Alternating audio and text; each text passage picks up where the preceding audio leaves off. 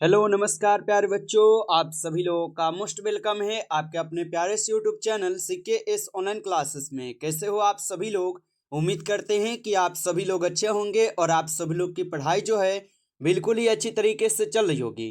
तो प्यारे बच्चों, आज के इस क्लास में हम सभी लोग जो है पढ़ने वाले हैं क्लास 12 हिंदी के प्यारे बच्चों most important viral question answer को, जो कि प्यारे बच्चों आपके 6 फरवरी के फाइनल बोर्ड परीक्षा में ये सभी क्वेश्चन आपको देखने को मिलेंगे। तो प्यारे बच्चों, यदि आप लोग का 6 फरवरी के हिंदी का पेपर होगा तो आपके लिए क्लास काफ़ी इंपॉर्टेंट क्लास है। आप अच्छे से देखना इस क्लास को, और इस क्लास में दिए जाने वाले इन सभी प्रश्नों को बच्चों आप अच्छे से जरूर याद करके जाइएगा, क्योंकि यहाँ से प्रश्न आपके परीक्षा में बच्चों सीधे सीधे प्रश्न देखने को मिलेंगे।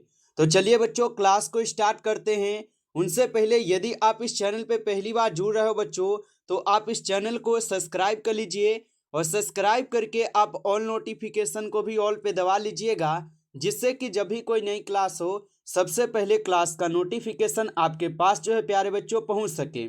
तो आप इस चैनल को सब्सक्राइब जरूर कर लीजिएगा। साथ ही साथ प्यारे बच्चों आप इस क्लास को भी लाइक जरूर कर लेना।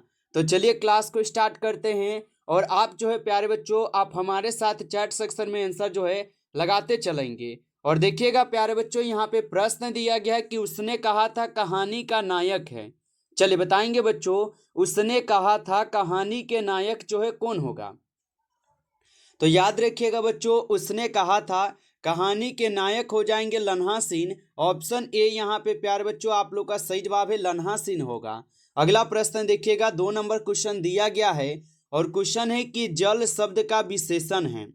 चलिए आंसर लगाइएगा बच्चों कि जल शब्द का विशेषण क्या होता है। तो जल शब्द का विशेषण हो जाएंगे बच्चों जलीय। ऑप्शन ए सही जवाब है, जलीय होगा, याद रखिएगा।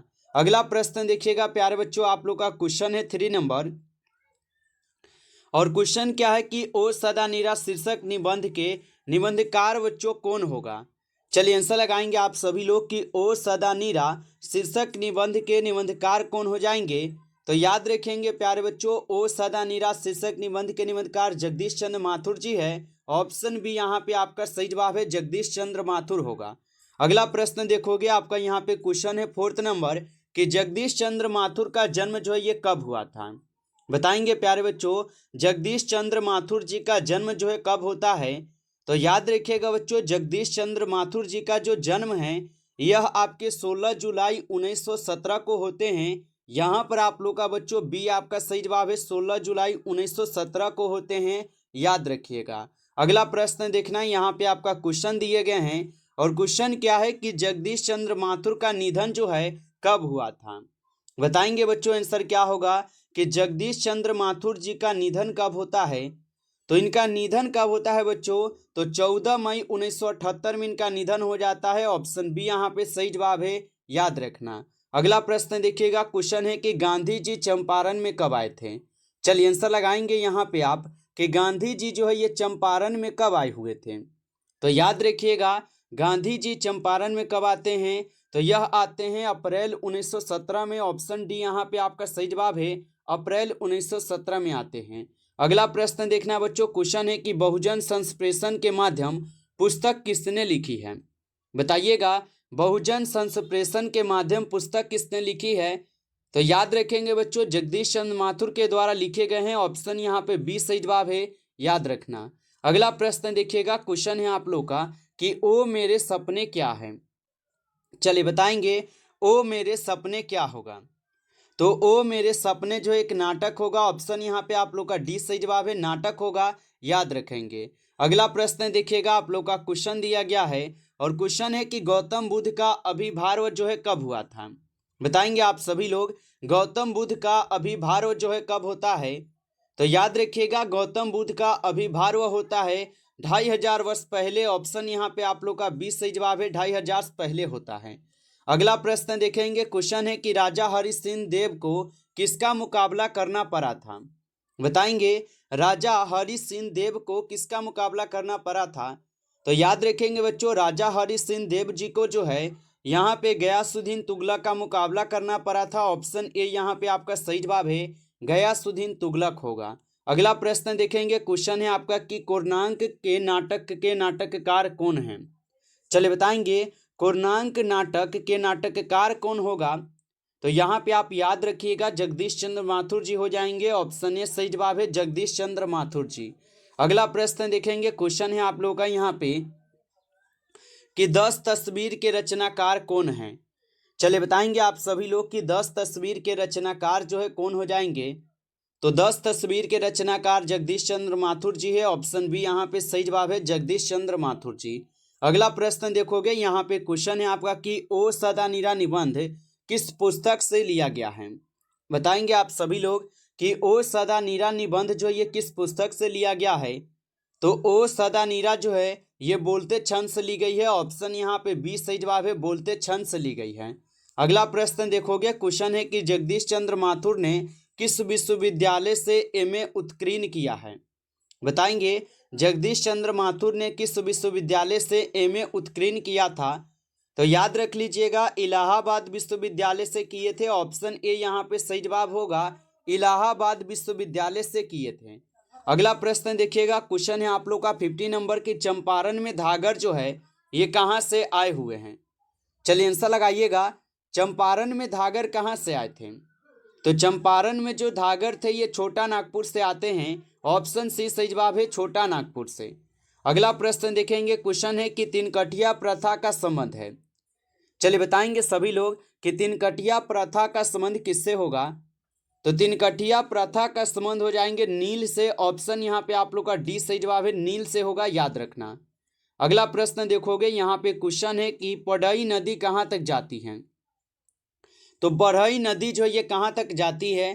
तो याद रख लीजिएगा भिखना थोरी तक जाती है। ऑप्शन ए सही जवाब है, भिखना थोरी तक। अगला प्रश्न देखेंगे, क्वेश्चन है कि बराज कहाँ बन रहा है? चलिए बताइए बच्चों, ये सभी क्वेश्चन वीवीआई क्वेश्चन है जो कि आपके परीक्षा में बच्चों पूछे जाएंगे, तो आप अच्छे से इनको जरूर पढ़ लेना। ये सभी क्वेश्चन इंपॉर्टेंट और वीवीआई क्वेश्चन हैं। और क्लास को आप लोग लाइक नहीं किए होंगे तो बच्चों सभी लोग एक बार क्लास को लाइक कर लेना। नए जुड़े हो चैनल पे तो आप सब्सक्राइब ही करके जुड़ जाना। और बताइए कि बराज कहाँ पे बन रहा है? तो बराज बन रहा है आपके भैंसा लोटन में। ऑप्शन डी यहाँ पे आपका सही जवाब है, भैंसा लोटन में। अगला प्रश्न देखोगे, क्वेश्चन है कि आम्रपाली ने तथागत को क्या सौंपा था? चलिए बताएंगे कि आम्रपाली ने तथागत को क्या सौंपा हुआ था। तो आम्रपाली ने तथागत को यहाँ पे आम्रवन सौंपे थे। ऑप्शन बी सही जवाब है, आम्रवन होगा। अगला प्रश्न देखिएगा, क्वेश्चन है कि मठ के महंत ने गांधी जी को कहाँ शरण दी थी? बताइए कि मठ के महंत ने गांधी जी को कहाँ पे शरण दिए थे? तो मठ के जो महंत थे ये गांधी जी को एक महुए के पेड़ के नीचे जगह देते हैं। ऑप्शन डी यहाँ पे सही जवाब है, याद रखना, एक महुए के पेड़ के नीचे होगा। अगला प्रश्न देखोगे, यहाँ पे क्वेश्चन है कि वैशाली महोत्सव का बीजारोपण किसने किया था? बताइएगा वैशाली महोत्सव का बीजारोपण किसने किया था? तो याद रखेंगे जगदीश चंद्र माथुर जी जो है ये वैशाली महोत्सव का बीजारोपण करते हैं। ऑप्शन बी सही जवाब है, याद रखना। अगला प्रश्न देखेंगे, कौन से यहाँ पे क्वेश्चन है कि कौन सी कृति माथुर जी की नहीं है? बताइए कि कौन सी कृति है जो कि माथुर जी की कृति यहाँ पे नहीं है? तो रेशमी टाई जो है ये माथुर जी की कृति नहीं है। ऑप्शन सी सही जवाब है, रेशमी टाई होगा। अगला प्रश्न देखेंगे कि कौन सी कृति माथुर जी की है? तो यहाँ पे अगर कृति की बात की जाए तो भोर का तारा जो है ये माथुर जी की कृति है। ऑप्शन डी सही जवाब कीजिएगा, भोर का तारा होगा। अगला प्रश्न देखेंगे, क्वेश्चन है बोलते क्षण किस साहित्यिक विधा की कृति है? चलिए बताएंगे बोलते क्षण किस साहित्यिक विद्या की कृति होगा? तो याद रखेंगे आप सभी लोग निबंध संग्रह के होगा। ऑप्शन ए सही जवाब है, निबंध संग्रह। अगला प्रश्न देखेंगे, क्वेश्चन है कि ओ सदा निरा किसको निमित्त बनाकर लिखा गया है? चलिए बताइएगा ओ सदा नीरा जो ये किसको निमित्त बनाकर लिखे गए हैं? तो ओ सदा नीरा हो जाएंगे गंडक नदी को निमित्त बनाकर लिखी गई है। ऑप्शन बी होगा सही जवाब, गंडक को। अगला प्रश्न देखेंगे कि थारन शब्द किस शब्द से विकसित हुए हैं? चलिए बताएंगे कि थारन शब्द किस शब्द से विकसित हुए हैं? तो थारन शब्द जो है ये थार से विकसित है। ऑप्शन यहाँ पे बी सही जवाब है, थार से विकसित है। अगला प्रश्न देखेंगे कि गांधी जी को महुए के पेड़ के नीचे किसने जगह दी थी? तो गांधी जी को महुए के पेड़ के नीचे जो है जगह दिए हुए थे मठ के महंत ने। ऑप्शन सी सही जवाब है, मठ के महंत दिए थे। अगला प्रश्न यहाँ पे है कि जगदीश चंद्र माथुर को कौन सा पुरस्कार दिया गया था? चलिए बताएंगे आप सभी लोग कि जगदीश चंद्र माथुर जी को कौन सा यहाँ पे पुरस्कार दिए गए हैं। तो विद्या वारिधि की उपाधि दी गई है, कालिदास अवार्ड भी दिया गया है और बिहार राज्य भाषा पुरस्कार, ये सभी उनको दी गई है। ऑप्शन यहाँ पे डी होगा, इनमें सभी मिली है। अगला प्रश्न देखोगे, क्वेश्चन है कि गगन सवारी नाटक का प्रकाशन वर्ष है। बताइए कि गगन सवारी नाटक का प्रकाशन वर्ष हो जाएंगे, तो यहाँ पे आप बताओगे 1958 में हो जाएंगे। ऑप्शन सी सही जवाब है। अगला प्रश्न देखेंगे, क्वेश्चन है कि यहाँ पे परंपराशील नाट्यक पुस्तक किसने लिखी थी। तो परंपराशील नाट्यक पुस्तक किसने लिखी थी, तो याद रखेंगे जगदीश चंद्र माथुर जी लिखे थे। ऑप्शन सी होगा जगदीश चंद्र माथुर। अगला प्रश्न देखेंगे कि चंपारण में गांधी जी के चमत्कार की कथा को किसने लिखी थी। बताइए कि चंपारण में गांधी जी के चमत्कार की कथा को किसने लिखे हैं। तो डॉक्टर राजेंद्र प्रसाद लिखे हुए थे। ऑप्शन सी सही जवाब है, डॉक्टर राजेंद्र प्रसाद। अगला प्रश्न देखेंगे, सिपाही की माँ जो है ना, यहाँ पे पाठ क्या है। तो सिपाही की माँ पाठ जो एक प्रकार के एकाकीकी हो जाएंगे ना। ऑप्शन बी सही जवाब है, एकाकीकी होगा। आगे देखना बच्चों, यहाँ पे क्वेश्चन है कि सिपाही की माँ एकाकीकी के एकीकार कौन है। तो सिपाही की माँ एकाकीकी के एकांकीकार जो है बच्चों यहाँ पे हो जाएंगे आपके कौन, तो मोहन राकेश हो जाएंगे। ऑप्शन बी यहाँ पे आपका सही जवाब है, मोहन राकेश। अगला प्रश्न देखेंगे कि मोहन राकेश का जन्म कब हुआ था। बताइएगा मोहन राकेश जी का जन्म कब होता है। तो मोहन राकेश का जन्म होता है 8 जनवरी 1925 को। ऑप्शन ए सही जवाब है, 8 जनवरी 1925 को। अगला प्रश्न देखोगे कि मोहन राकेश का निधन कब हुआ था। चलिए आंसर लगाइएगा, मोहन राकेश का निधन कब हुआ था। तो मोहन राकेश का निधन 3 दिसंबर 1972 को होता है। ऑप्शन ए सही जवाब है। अगला प्रश्न देखोगे, क्वेश्चन है कि नाटक के क्षेत्र में जयशंकर प्रसाद के बाद की सबसे बड़ी प्रतिमा कौन मानी जाते हैं। तो सबसे यहाँ पे बड़ी प्रतिमा जयशंकर प्रसाद के बाद कौन माना जाता है, मोहन राकेश। ऑप्शन बी सही जवाब है, मोहन राकेश मानी जाती है। अगला प्रश्न देखोगे कि मोहन राकेश किस आंदोलन के प्रमुख हस्ताक्षर थे। बताइएगा कि मोहन राकेश किस आंदोलन के प्रमुख हस्ताक्षर थे। तो याद रख लीजिएगा आप सभी लोग, यह हो जाएंगे आपके किसके, तो नई कहानी आंदोलन के होगा। ऑप्शन ए सही जवाब है, नई कहानी आंदोलन के।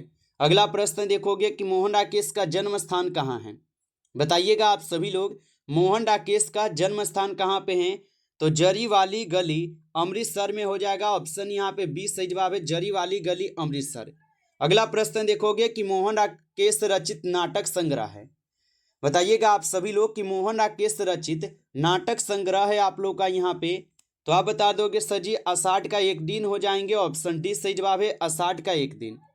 अगला प्रश्न देखेंगे कि रंगून कहाँ है। चलिए सभी लोग आंसर लगाइएगा, रंगून कहाँ पे हैं। तो रंगून जो ये आपके वर्मा में है। ऑप्शन यहाँ पे बी सही जवाब है, वर्मा में होगा, याद रखना। अगला प्रश्न यहाँ पे आता है कि सिपाही की माँ एकांकी किस एकांकी संग्रह से लिया गया है। चलिए बताएंगे, सिपाही की माँ एकांकी जो ये किस एकांकी संग्रह से ली गई है। तो याद रखिएगा अंडे के छिलके तथा अन्य एकांकी से होगा। ऑप्शन डी है। अगला प्रश्न देखोगे, क्वेश्चन है कि मोहन राकेश के एकांकी का शीर्षक है। और बच्चों अगर आपको नोट्स चाहिए तो आप इस नंबर पे एसएमएस कर लेना, 962 18 834। ठीक है, आपको ये सभी नोट्स प्यारे बच्चों 299 का नोट्स था, जो कि प्यारे बच्चों अभी मात्र और मात्र आप लोगों को कितना है, तो 99 में ये नोट्स मिल जाएंगे। आप चाहे तो इस नंबर पे एसएमएस करके बोलिए कि सर हमें 99 का नोट्स चाहिए, इस तरीके से बोलना। प्यारे बच्चों ये सभी सब्जेक्ट का आपको नोट्स मिल जाएंगे। इसमें बिल्कुल ऑब्जेक्टिव सब्जेक्टिव दोनों क्वेश्चन गेसिंग किए गए रहेंगे जो आपके पेपर में आएंगे। तो आप जल्दी से एसएमएस करके इस नोट्स को ले सकते हो इस नंबर पे। और बताइए मोहन राकेश के एकांकी का शीर्षक कौन है। तो यहाँ पे आप बता दोगे सर जी यहाँ पे सिपाही की माँ होगा। अगला प्रश्न यहाँ पे बच्चों देखना है, यहाँ पे आप सभी लोग, क्वेश्चन है मुन्नी और मानक की माँ का नाम है। तो मुन्नी और मानक दोनों तो भाई बहन है, तो ये हो जाएंगे आपके यहाँ पे उनकी माँ का नाम बिस्नी। ऑप्शन सी है। अगला प्रश्न कि सिपाही की माँ एकांकी में कुंती कौन है। तो सिपाही की माँ एकांकी में जो है कुंती ये पड़ोसन होगा। ठीक है, क्या होगा, तो पड़ोसिन होगा। ऑप्शन सी यहाँ पे सही जवाब है, पड़ोसिन होगा। अगला प्रश्न देखोगे, क्वेश्चन है कि रवेश क्या होता है। बच्चों रवेश क्या होता है, तो रवेश जो ये मोटे सूत की बुनी चादर होता है। ऑप्शन सी यहाँ पे सही जवाब है, मोटे सूत की बुनी चादर। अगला प्रश्न, मुन्नी कौन थी। तो मुन्नी जो है ये बिस्नी की बेटी थी और मानक की बहन थी। तो यहाँ पे क्या होगा, बिस्नी की बेटी होगा, ऑप्शन डी है। चलिए आगे देखना बच्चों, यहाँ पे क्वेश्चन है आप लोग का। क्वेश्चन क्या है कि मोहन राकेश के बचपन का नाम क्या था। चलिए बताएंगे कि मोहन राकेश के बचपन का नाम क्या था। तो मोहन राकेश के बचपन का नाम था मदन मोहन गुगलानी। ऑप्शन ए सही जवाब है, मदन मोहन गुगलानी होगा। अगला प्रश्न देखोगे कि मोहन राकेश के पिता पेशों से क्या थे। तो मोहन राकेश के जो पिता थे ये पेशों से वकील थे। ऑप्शन यहाँ पे बी होगा, वकील थे, याद रखना। अगला प्रश्न यहाँ पे होगा कि न आने वाला कल किसकी रचना है। तो न आने वाला कल जो है ये तो मोहन राकेश जी की रचना है, वो ऑप्शन सी होगा, मोहन राकेश। चलिए आगे देखना बच्चों, यहाँ पे क्वेश्चन है निम्नलिखित में से कौन सी रचना मोहन राकेश की है। तो यहाँ पे मोहन राकेश की रचना है आषाढ़ का एक दिन होगा। ऑप्शन ए सही जवाब है, याद रखिएगा। तो प्यारे बच्चों इस क्लास में कुल 50 क्वेश्चन थे। कितना क्वेश्चन सही हुआ है आप कमेंट करके बताना। अगर आपको अच्छा लगा हो बच्चों क्लास तो आप लाइक भी कर लेना, नए जुड़े हो तो चैनल को भी सब्सक्राइब कर लेना, साथ ही साथ अपने दोस्तों को शेयर कर लेना। चलिए फिर मिलते हैं आप लोगों से नेक्स्ट टॉपिक के साथ बच्चों नेक्स्ट क्लास में। तब तक के लिए सभी प्यारे बच्चों को टेक केयर, अच्छी तरीके से आप लोग तैयारी करते रहिए।